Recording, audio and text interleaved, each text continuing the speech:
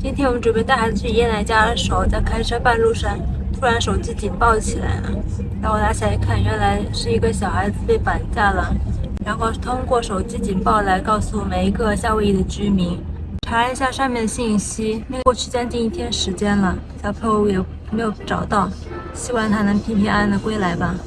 看到绑架事件也是蛮心痛的，毕竟家里有3个小朋友，是会有感同身受的感觉。中途先去开市客加点油，现在开市客的油92号加仑也要4块8。那个排队的人好多，毕竟开市客的油比外面油便宜不少。排都要排好久，如果去市区那家店的话，更加人山人海。旁边的机车老爷爷老奶奶好酷啊！加完油准备去吃饭，然后全家人进行投票，选了最喜欢吃的熊猫快餐。中餐永远都是吃不腻的，熊猫更好吃啊！你也变啦，你也选熊猫是吧？哥，你没有支持者了，你只能跟我们吃一样的了。熊猫。要点餐了。我点餐每次都是点固定的几样，像北京牛肉、照烧鸡都是必点项目，小朋友也很喜欢吃。行，你们俩坐那边吧，好不好？兄弟俩这么亲密的在一起吃饭。吃完饭来麦当劳买饮料，天气太热了，每天都靠饮料来致命。今年夏威夷也特别热，好像现在全球哪里都热了。你们那边温度怎么样啊？去农场散散步，看看各种绿色植物、花果蔬菜的，心情也特别好。发现这里有一户人家好像在做压销，就是在院子里卖东西，摆上一些自己平时家里用不到的东西，然后呢卖。门口呢放个牌子，这样子有经过车辆看到就会进来买东西。远处的群山好漂亮，然后这山上有野羊、野猪。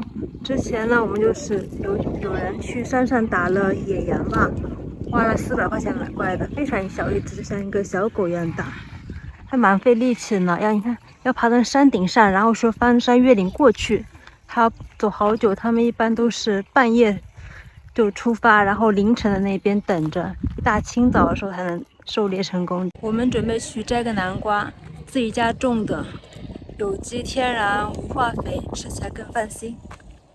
这就是南瓜了，南瓜花。这南瓜花也是可以炒着吃的。2个小朋友在帮忙找。这个看起来还那么小，这个太小了吧？这里有个很小一个，我们去找找有没有大南瓜，好吧？哎，这有个呢。啊、我还是挺爱好那么小的。你觉得这花能吃吗？不能能吃啊，啊？可好吃了。你要不要吃啊？这花儿知道。不是这么吃的，要炒着吃啊，不是生吃啊。刚刚我以为这也是南瓜花，跟这南瓜长得一样嘛，但是扒开来一看，这丝瓜太像了。我看看你摘了多大的南瓜？那果果找到的，果果找到的。哇，太大了吧！你一口都能吃2个。大南瓜没找到，不过摘了些南瓜芽，据说炒这个也炒起来也是很好吃的。你也摘了这么多啊？你也摘了个南瓜，给我看看，看看。哇，你这个也好大呀！摘了一袋子南瓜、丝瓜、南瓜花什么的，可以加餐了。你告诉我这是什么？南瓜。这是南瓜。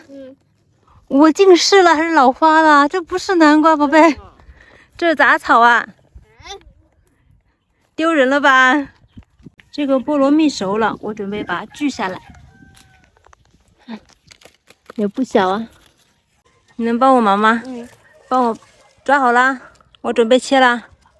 抓好啊，很重啊，快掉下来啦！坚持坚持啊！哇，来，我把它搬出去。来帮忙。它会出很多黏黏的汁，我们先让它把黏黏的汁先滴出去。摘个柚子吧，因为太多了都不想吃了。不过我小孩摘一个放在房间里，天然的熏香，味道非常好闻。转圈圈的办法，对，朝一个方向转，加油！快掉下来啦！摘下来了，很大，哎呦，比你脑袋还大呀！我在田埂跳跃的小少年。哎呦，你跨栏呢！